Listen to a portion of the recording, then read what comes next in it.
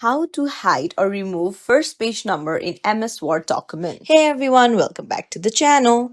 So first things first, open up your Word and now you have to go to the insert option on the top. Once you tap on there, you will see page number. Go ahead and click on page number and then you can choose either top of the page, bottom of the page. You can set the page number wherever you want. So after you've selected your preferred page layout, on the top tick on different first page. So after you have ticked on it, go to the insert option once again. Tap on page number beside header and footer and tap on format page number and start the page number from 0. After that, your second page will appear as the page number 1 and there will be no page number on your first page.